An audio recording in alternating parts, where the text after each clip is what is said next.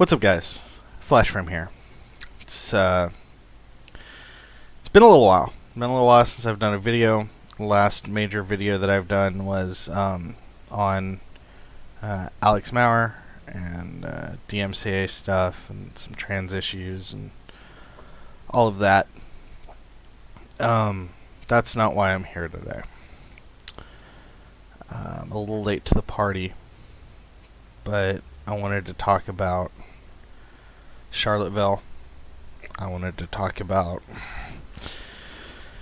the alt-right, the alt-left, and just kind of my personal opinions on why, on my stances on this, and my personal feelings as to what we should do going forward. So, I've made a couple of political videos in the past, and I've made no attempt to hide the fact that I am left of center. I consider myself liberal. Really, the political party that I probably affiliate most with is the Whigs, I guess. The political candidate that I would be backing in the next election, should he run, would be Bernie Sanders. I'm just going to put that out there right now. I supported Bernie in the last election as well. I refused to vote for Hillary Clinton. And I did not vote for Hillary Clinton. I wrote in Bernie Sanders on my ballot. So, we come to a situation in the United States of America where there is literal terrorism going on by what can literally only be described as Nazis. Like, can you really describe what they are any differently? And it's upsetting that I have to use Nazis as kind of the framework for what they're doing, because it's a great way to discount an argument. Oh, well, you're comparing them to Nazis, you're missing the point, all of that. And I get that. Like, I don't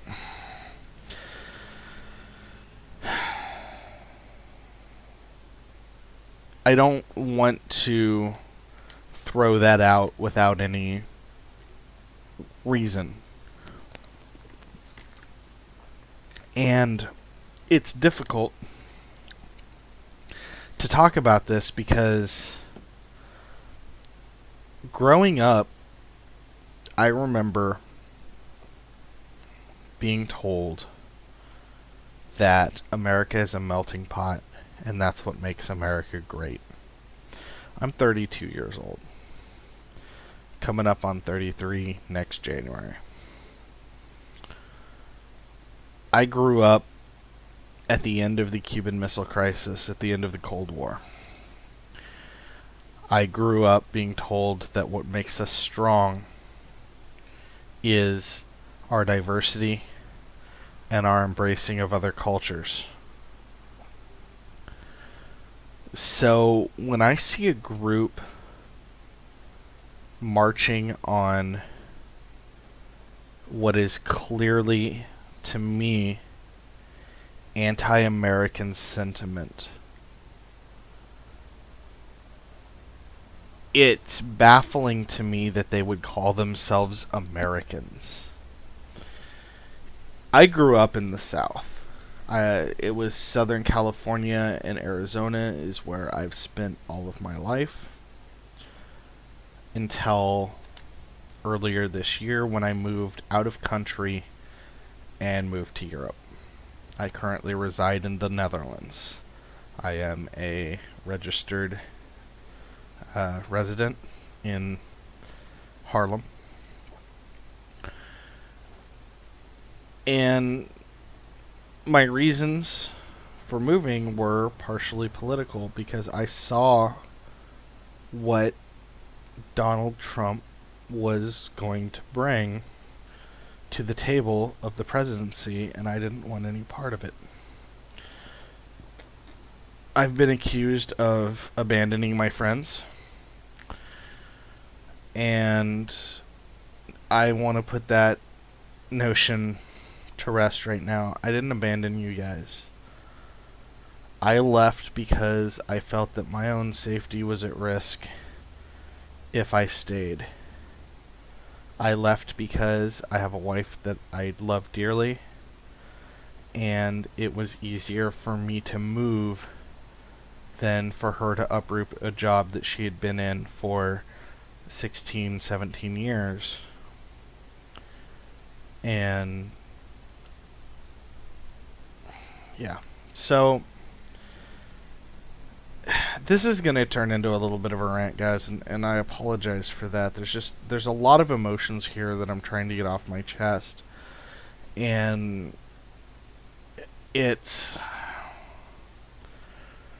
I don't want to condemn. Forgive me. This is the words are failing me on how I want to express this. The people marching under the Nazi flag, shouting Sieg Heil, giving the Nazi salute, having Nazi flags and Nazi armbands, who are calling for a white-only America, who are calling for death to the fags, death to the Jews. All of that is a fundamental problem that hits very close to home, being I am a transgendered individual.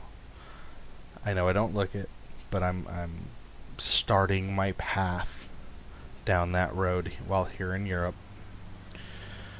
Being that I'm in a homosexual relationship, being that I am a minority, despite my whiteness, despite my privilege, which I admit I do have. Now, and that's something else I wanted to bring up is the left, the groups on the left are not entirely innocent either. Now, Nazis are clearly the bigger problem in my mind. However, there is a problem going on right now of trying to erase all whiteness in the U.S. I have seen graffiti that says death to the whites. I have seen, even here in Europe, I've encountered people ranting and raving about how they want to kill all the white people. Like, this isn't a localized problem. So there is an issue regarding the left. But personally, the bigger problem for me right now is this alt-right movement, the Nazis. And, I mean, a white woman died on American soil to Nazis. Like, that was unthinkable 10, 15 years ago. That was unthinkable 5 years ago. Okay? Like, that's crazy to think about. That's nuts. That Nazis are killing people. My apologies, my eyes are still suffering from an infection.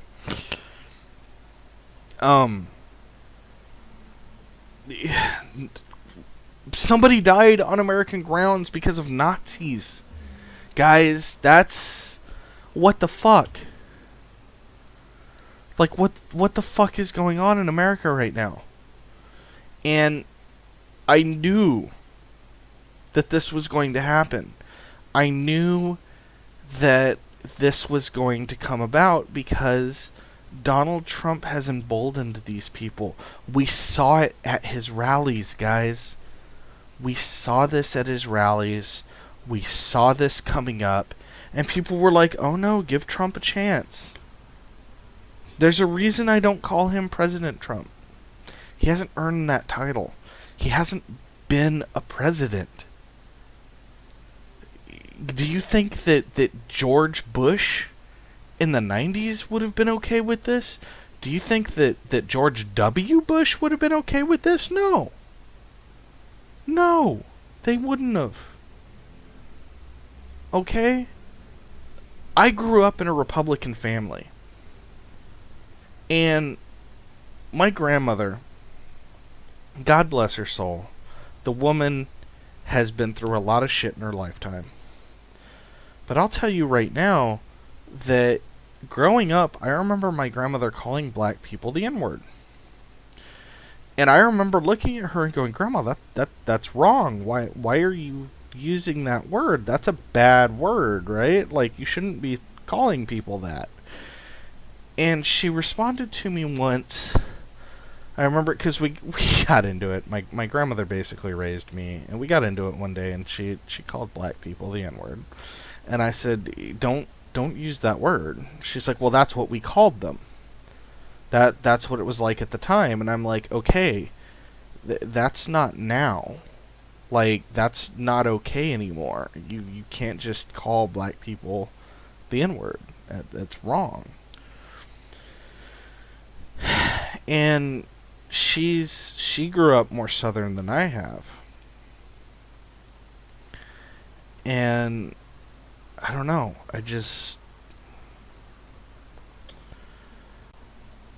There has been an underlying tone of racism in the United States for so long. And it's a tone that I thought we were mostly done with. Like, there was a lot of stuff under Obama's era, that Obama's 8 years, that, like, you could see the rumblings. But nobody dared to act. Nobody dared to act on their hate. And now we have a president in office who is cutting back protections for minorities, who is rolling back all of the progress. And look, we've got the KKK and Nazis marching in the streets. We have the KKK and Nazis marching in the goddamn streets of the United States of America. What is this? The 1950s? The 1960s? That's 60 years backsliding. Well, not 60. That's 30, 40 years. 40 years backsliding, yeah. 80, 70, 90, 50 years. Okay, my apologies. Yeah, I'm sorry. It's been a long day. I'm tired. 60 years. 50, 60 years of backsliding in 7 months. Think about that for a second. It took 6 months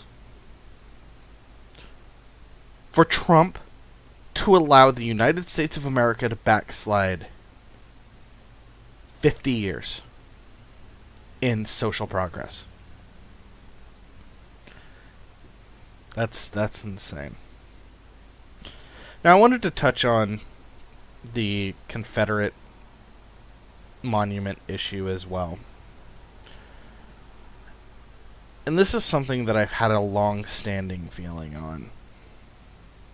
I talked about this with friends and stuff back in, 2012.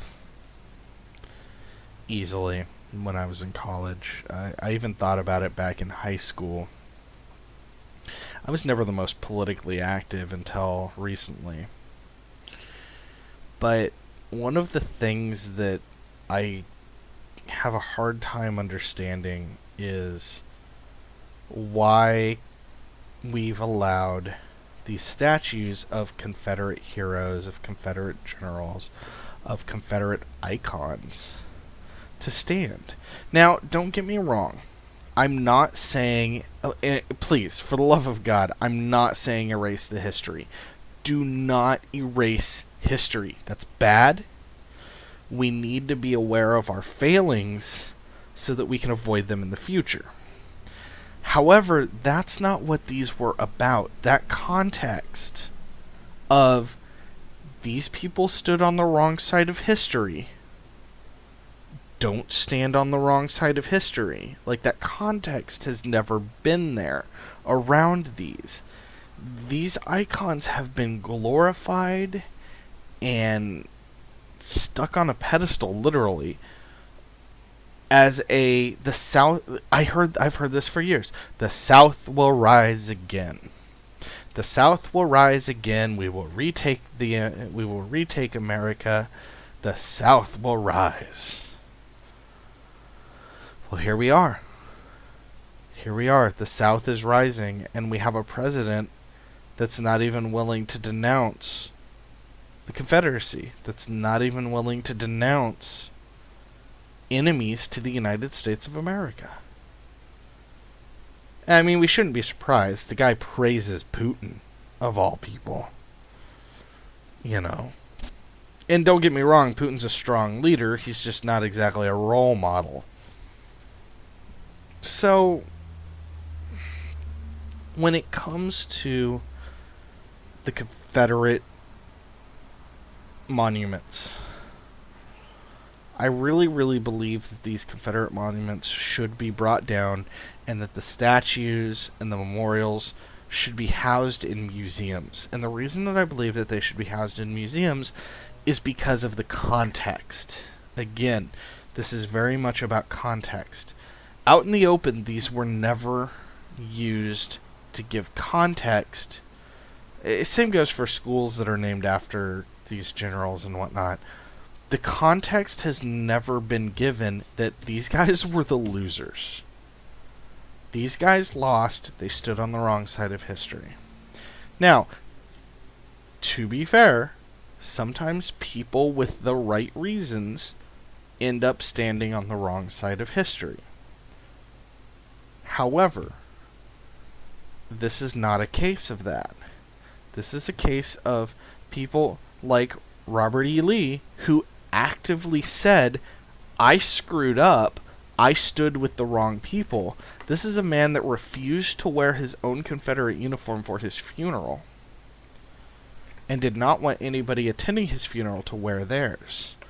These people, the president of the South even denounced the Confederacy after the war. This is a situation that, like, the context has been lost to history. The context has been lost on people. And because of that, the South has used these symbols to empower themselves and to say, we will rise again, we will retake America. And it leads to what we're seeing now. And it's really unfortunate, because I don't want violence in this. I don't want another Charlottesville. But we're going to see another Charlottesville. We're going to. And is the next one going to be deadlier? We've already lost one person. 3 if you count the cops that died in a crash. In a helicopter crash. But if we're talking just boots on the ground, we've lost one person to this. Do we really need to lose more? And I'm of the firm opinion that, punching Nazis is an American pastime, essentially. But these are our neighbors. These are, in some cases, our friends. And it feels like discussion has fallen by the wayside. I don't think that discussion will help, but I don't think that fighting will help either. And that's the frustrating part, is, where do we go from here? Like, what's the answer from here? And I don't see a clear path ahead. So, anyways, that's just my thoughts, guys. I just wanted to kind of get this out. It's been weighing on me for a couple of days, and these videos can kind of offer some catharsis and some release. So thanks for watching. I mean, if you agree with me, if you don't agree with me, either way is fine. Again, I wanted to get some of my own personal feelings out on this matter. So thanks for watching. If you enjoyed the video, go ahead and leave me a thumbs up. Leave me a comment. If not, I mean, feel free to thumbs down the video. It's whatever. So this has been Flash Frame. Take it easy, guys. I'll talk to you later.